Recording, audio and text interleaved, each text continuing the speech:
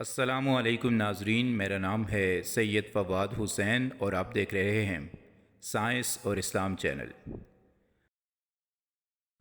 سامعین، اسلامی تاریخ کی اوراق کو پلٹا جائے تو اس کے کئی پنے خون کے چھینٹوں سے بھرے ہوئے ملیں گے، اور انہی خون سے بھرے اوراق میں ایک ایسا وقت بھی ہے کہ جس کا خون آج بھی تر و تازہ اور شاداب ملے گا۔ شاید یہ ورق اللہ کی ذات کے حکم سے تا حیات انسانیت کے لیے امر ہو چکا ہے، تبھی تو ہزارہ سال گزرنے کے باوجود بھی اس وقت پہ موجود چھینٹیں آج بھی اپنی مہک سے امت کے ہر مومن مرد و عورت کے خون کو گرما رہی ہیں۔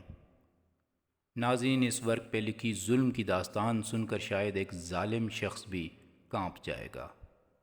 اہل بیت کے بچوں اور ان کے حبداروں کی مظلومی اور غریبی کی ایک دردناک تصویر دکھے گی، لیکن اسی وقت پہ معرفت اور ایمان کی طاقت سے لبریز اللہ کے ایک ایسے سپاہی کا تذکرہ ملے گا جس نے اپنی اور اپنے خاندان کی جانوں کو اسلام کی سربلندی کے لیے قربان کر دیا۔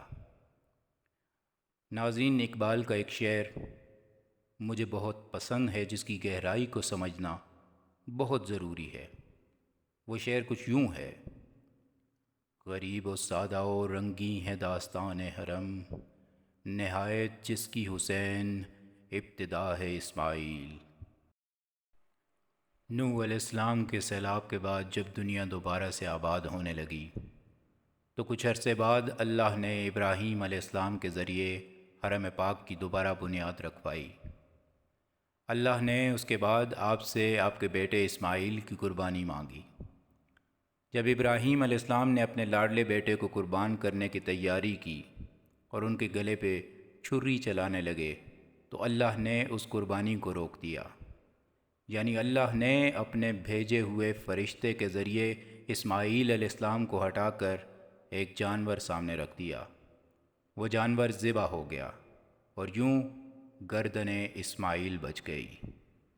یہ ابراہیم و اسماعیل علیہ السلام کی اس عظیم قربانی ہی کی روایت ہے جو صدیوں سے چلتی آ رہی ہے۔ آج بھی ہر سال عید قربان منائی جاتی ہے۔ تو ناظرین، یہ تھی داستان حرم کی پہلی اور منفرد قربانی جو امر ہو گئی۔ اب یہاں یہ یاد رکھ لیں کہ حضرت ابراہیم علیہ السلام کے دو بیٹے تھے، بڑے بیٹے اسماعیل اور چھوٹے بیٹے اسحاق تھے۔ اسحاق علیہ السلام کے بیٹے تھے یعقوب، جنہیں اسرائیل کے نام سے بھی جانا جاتا ہے، اور اسی نام کی نسبت سے یہودیوں اور عیسائیوں کو بنی اسرائیل بھی کہا جاتا ہے۔ یہ بتانے کا مقصد یہ ہے کہ ابراہیم علیہ السلام جد امجد ہیں مسلمانوں، یہودیوں اور عیسائیوں کے، اور آپ علیہ السلام ہی وہ شخصیت ہیں جنہوں نے حرم پاک کی تعمیر کی، اور اس تعمیر میں اس وقت ان کے ساتھ موجود تھے حضرت اسماعیل علیہ السلام، کیونکہ اسحاق علیہ السلام اس وقت پیدا نہیں ہوئے تھے۔ سوچیں، اگر اس دن اسماعیل علیہ السلام ذبح کر دیے جاتے تو کیا بنی ہاشم جیسا قبیلہ بنتا؟ اور اگر بنی ہاشم نہ ہوتا تو ہمارے نبی بھی نہ آتے، لیکن یہ ہو کے رہنا تھا۔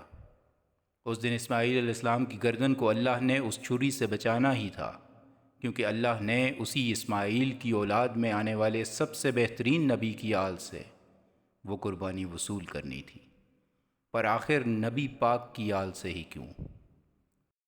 اس سے پہلے ایک بات ذرا سوچیں، تاریخ میں آپ کو کہیں بھی ایسی مثال نہیں ملتی کہ اللہ نے کسی نبی سے کہا ہو کہ تم اپنی اولاد کو میری راہ میں قربان کر دو، اور وہ بھی اپنے ہاتھوں سے۔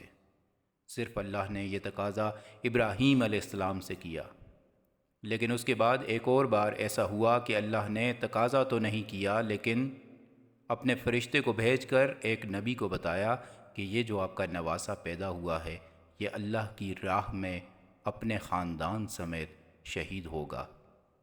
اس سے یہ ثابت ہوتا ہے کہ اللہ نے ابراہیم کے ایمان کو چیک کیا اور یہ جاننا چاہا کہ آخر یہ مجھ سے کتنی محبت رکھتا ہے، اس لیے ان سے ان کے بچے کی قربانی مانگی۔ لیکن نبی پاک کی دفعہ صرف پیغام پہنچایا کہ آپ کی اولاد کربلا میں شہید ہوگی، اس کا مطلب یہ ہے کہ نبی پاک وہ نفس مطمئنہ ہیں کہ ان سے تقاضا کرنے کی یا ان کا عشق الہی جاننے کی ضرورت ہی نہیں تھی۔ اللہ کی ذات کو معلوم تھا کہ میں اسے جو مرضی کہہ دوں اس نے تسلیم کرنا ہے۔ اس گفتگو کے دوران میں نے جو حقائق بتائے ان میں بہت ساری دلچسپ باتیں سامنے آتی ہیں، اور اب آپ نے ہر بات کو غور سے سننا ہے اور اقبال کے اس شعر کو بھی اپنے ذہن میں رکھنا ہے۔ ناظرین، ابراہیم علیہ السلام نے جب اللہ کے گھر کو تعمیر کیا تو یہ اس پاک حرم کی ابتدا تھی، اور اسی ابتدا کے دوران اللہ نے ابراہیم علیہ السلام سے ان کے بیٹے یعنی اسماعیل علیہ السلام کی قربانی مانگی۔ اور کتنے حیرت کی بات ہے کہ جس پیغمبر نے اس حرم پاک کی عظمت کو 4 چاند لگائے ان کے خاندان سے بھی قربانی لی گئی۔ یعنی اگر میں ایسے کہوں تو غلط نہیں ہوگا کہ ابتدائے حرم بھی قربانی سے ہوئی اور انتہائے حرم بھی قربانی پہ ہوئی۔ اس کے علاوہ یہ بھی جان لیں کہ حرم کی داستان کی پہلی قربانی ایک نبی کی اولاد سے لی گئی، اور دوسری قربانی بھی ایک بہترین نبی کی اولاد سے لی گئی۔ قرآن پاک سورہ صافات میں اللہ فرماتے ہیں وَفَدَيْنَاهَا بِذِبْحٍ عَظِيمٍ، اور ہم نے فدیے کے طور پہ ایک عظیم قربانی دی، یعنی ہم نے اسماعیل کو بچانے کے لیے فدیے کے طور پہ ایک عظیم قربانی دی جو آج تک منائی جاتی ہے۔ لیکن یہ سوال اٹھتا ہے کہ اللہ نے جب اسماعیل علیہ السلام کو قربان کرنا تھا تو ان کو بچایا کیوں؟ یاد رکھیں، اگر اسماعیل علیہ السلام اس دن قربان ہو جاتے تو نہ محمد ہوتے اور نہ ان کی آل۔ تو اس لیے اللہ نے کہا کہ ہم نے فدیہ دیا تاکہ اسماعیل کو بچا لیا جائے، کیونکہ یہ اگر قربان ہو گئے تو پھر محمد نہیں ہوں گے جو کہ سرور کائنات ہیں، اور پھر اس جنت کا بھی کوئی مقصد نہ رہے گا کہ جب اس کی سرداری کے لیے حسن و حسین ہی نہیں ہوں گے۔ اب آپ کو ان قربانیوں کا اصل مقصد سمجھ آیا ہوگا کہ یہ کس مرتبے کی قربانیاں ہیں۔ اب کچھ اور باتیں ضرور سن لیں جو بہت ہی اہم ہیں، اور ان کو سن کر آپ کو معلوم ہو جائے گا کہ واقعی ان 2 قربانیوں میں کتنا بڑا تعلق موجود ہے جو آج تک کوئی دیکھ نہیں پایا اور کوئی صحیح سے بیان نہیں کر پایا۔ ناظرین، عید الاضحیٰ 10 ذی الحجہ کو منائی جاتی ہے، اور جو ہی ذی الحج کا مہینہ ختم ہوتا ہے تو محرم کا آغاز ہوتا ہے، یعنی اس مہینے کا آغاز کہ جس میں امام حسین شہید کیے گئے۔ یاد رکھیں، امام حسین علیہ السلام 2 محرم کو کربلا پہنچے، اور ان کا کربلا تک کا سفر 23 دن کا تھا۔ اب خود بتائیں انہوں نے مکہ سے سفر کا آغاز کب کیا ہوگا؟ ایگزیکٹ 9 یا 10 ذی الحجہ کو، یعنی جب تاریخ کی پہلی منفرد قربانی وقوع پذیر ہونے کو تھی۔ یعنی امام حسین بھی ٹھیک اسی دن قربان ہونے کے لیے روانہ ہوئے جس دن ابراہیم علیہ السلام نے اسماعیل علیہ السلام کی قربانی دینے کا فیصلہ کیا۔ اس کے علاوہ مسلم امہ میں جب جب قربانی کا تذکرہ ہوتا ہے تو پہلا خیال عید الاضحیٰ یعنی اسماعیل کی قربانی کا آتا ہے، اور دوسرا خیال نواسۂ رسول کا آتا ہے۔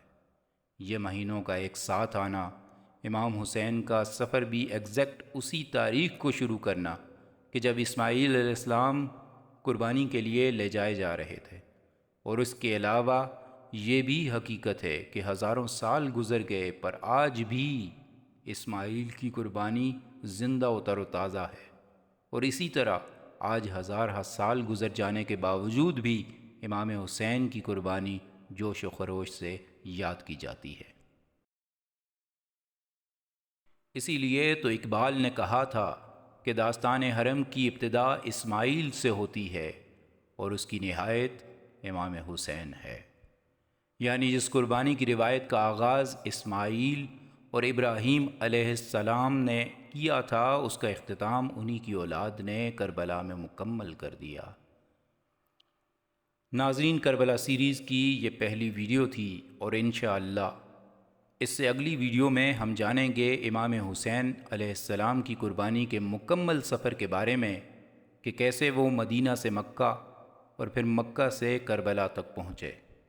اس کے علاوہ یہ بھی جانیں گے کہ آخر اس ظلم کے خلاف صحابہ اور باقی اسلام کے جانثار کیوں نہیں بولے۔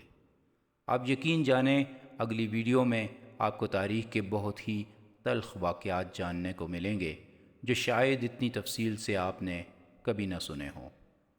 اللہ نے جان سلامت رکھی تو اگلی ویڈیو میں آپ کے سامنے حاضر ہوں گا۔ تب تک کے لیے مجھے دیجیے اجازت۔ اللہ حافظ۔